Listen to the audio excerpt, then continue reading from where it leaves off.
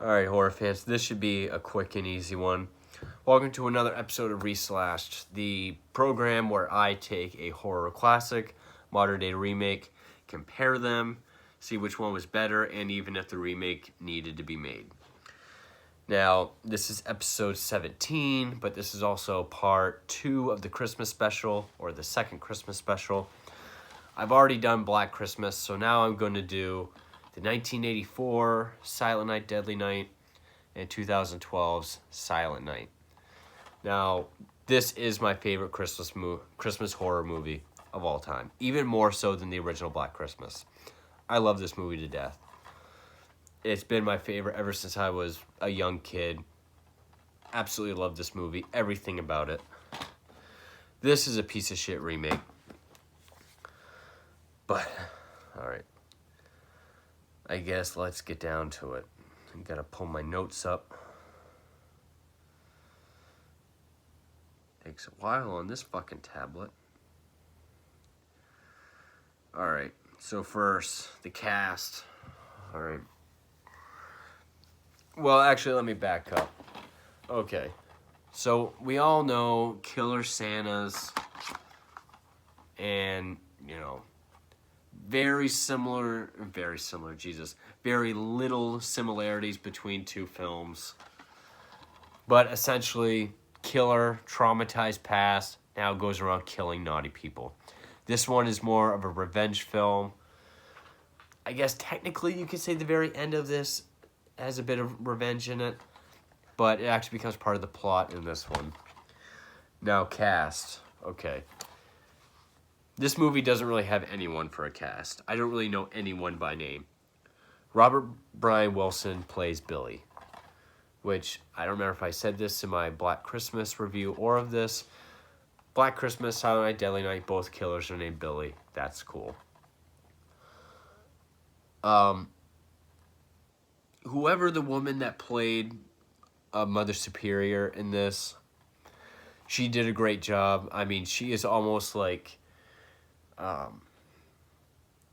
what is her name? I cannot remember the name of the woman that played Nurse Ratched in Cuckoo's Nest or Kathy Bates in Misery. It's just the kind of villain that you just want to see get it. She is just so fucking evil in this. Also, Gilmer McCormick played Sister Margaret. She's the saint of the movie. No pun intended, but, she is the only symbol of good in this film. This movie actually has a cast. I mean, it has Malcolm McDowell, Jamie King, Donald Logue,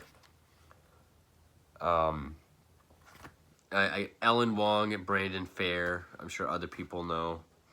I don't. But Malcolm McDowell, Jamie King, and Donald Logue.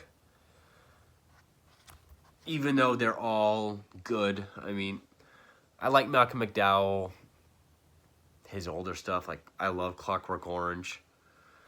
Jamie King, I've grown to like, but a lot of stuff I've seen her in, she's very minor.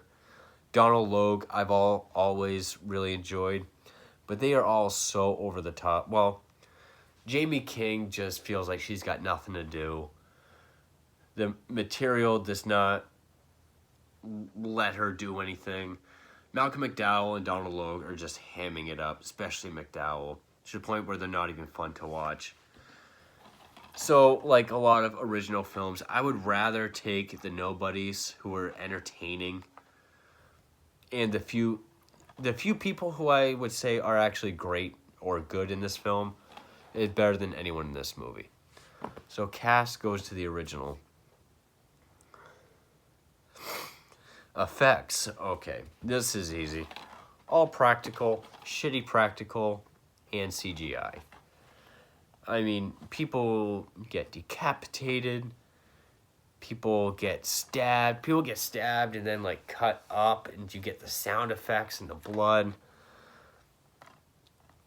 Whether the kid who's sledding gets decapitated, and you just see his limp, headless body on the sled going down the hill. That looks wonderful. Of course, Scream Queen of Linnea Quigley. She gets impaled on the deer antlers. You see it poking through her skin, like it's all white, like it's pushing through her skin. Then you see it just breaking through, and it's all bloody, almost like a Tom Savini great effect. A lot of it is CGI, especially the deer antlers. It looks like shitty CGI. When you do get gore, it's either After Effect or it is just so cheaply done that, you know, it looks worse than like a newer Wrong Turn movie. So obviously, these are some of my favorite kills and effects in the 80s slash film.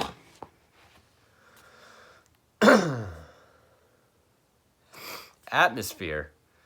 Okay, atmosphere, scares, and score I'm going to do together. This movie has atmosphere.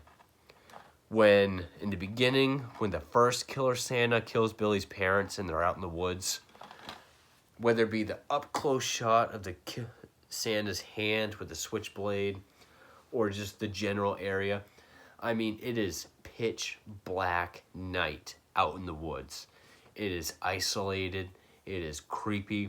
The way the headlights hit, you know, the foreground trees, and you just see it get dimmer and dimmer as it goes past all the other trees. You know, creepy. Really creepy. You know, just that pitch black night. And like the music is, it's like this, almost like an Italian or classic horror film piano, but it's its own creepy sound.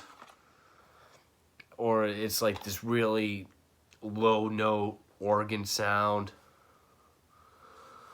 Just a really great. It's almost like a Harry Manfredini score, but darker and creepier. And that's a hell of a compliment. I don't remember a single note of music from this, and there is no atmosphere. The most atmospheric thing about this would be the third act in the police department. When, you know, they got the sprinklers going and it's like the red lights, or some rooms it's the green lights. Good use of color. I'll give it that.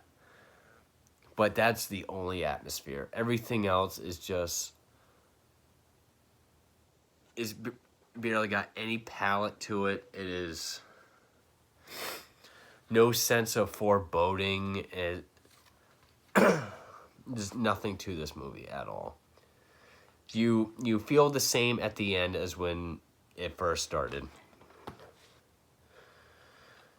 Now, the scares. Now, even though I've given Rob Zombie movies crap for trying to go too over the top, especially when it comes to like backstory, the shit that happens to Billy as a kid.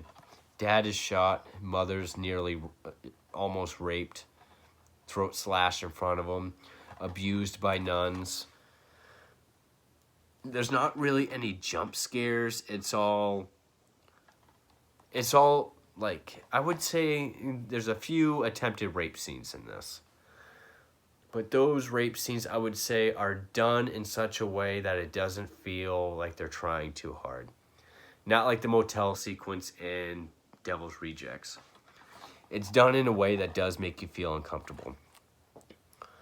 When there is some sort of jump scare, like when the kid is sledding and he pops out from behind a tree yelling naughty and cuts his head off, or when the cop comes up the stairs from that cellar and he just pops out and hits him with the axe. It doesn't, you know, it's kind of slow. It's not like a boo jump scare. It's sort of just like it's like a gradual kind of like, oh shit moment. Well done, well put together in this. This movie has none of that. It mostly feels like jump scares or like it's trying to be, you know, it's mostly just shaky cam.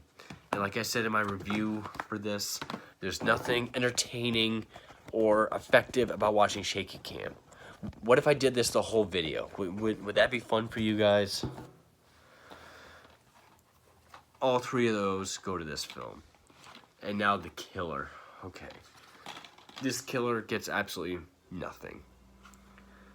Because the whole deal about going around killing naughty people would be an interesting concept. But then there's the vengeance. Sending coal to people from his past and then going to kill them. Because when this killer was a kid, his dad was a killer Santa with a flamethrower. He was shot. The tank exploded. His dad burnt to death in front of him.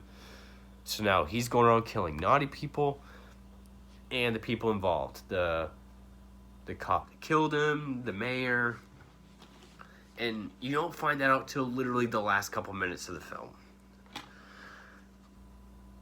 It's not, and he's like a silent killer. The only thing he says is he says "not nice" towards the end. There's nothing super creepy about him, other than the fact he wears this translucent mask and you can see his real eyes underneath.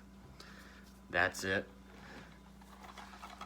This is a killer who, again, unlike Rob Zombie's Halloween or the remake of Black Christmas, the backstory helps. The backstory is a good backstory. Parents killed in front of him who were good parents. It's traumatic. It's tragic. He's abused by the Mother Superior nun who believes in punishment. Spent his whole life believing Santa punishes naughty people. So traumatized, never got help, has to dress up as Santa, almost witnesses another rape right in front of him, triggers everything, and he snaps. He goes around killing naughty people. In other words, everyone he comes across. It works with the story. To an extent, it is more believable than just, oh, this kid, why was the dad a killer Santa? What set him off? How'd he get a flamethrower? This kid never thought that his dad's a killer Santa, so he shouldn't end up like him. This kid was all twisted up. We get it. It makes sense. And the whole killing naughty people being Santa uses that interesting concept to its fullest. And it works. The killer definitely points go to this. Because I shit on movies that give backstories about killers. Granted, they're usually remakes. But this is one that was effective and worked. And also, maybe, I guess it still has to do with the killer, but killer Santa going around killing people, but you still sympathize with him and you think the main villain is the Mother Superior. That takes good writing, good acting, and good, overall story. Score I did, okay, now which one was better? That's no fucking question. This one. Absolutely. This one didn't even need to be made. And the shitty thing is, when I first heard that this was going to get a remake, I was excited. It was back in 2009 or 10. I heard that Alexander Aja, who did the Hills Have Eyes remake, was going to do the remake. And I thought, if he can take what he did to Hills Have Eyes, almost beat for beat, but more intense, more modern, almost better in every way. Because that is one of the few films where I think the remake is more superior than the original.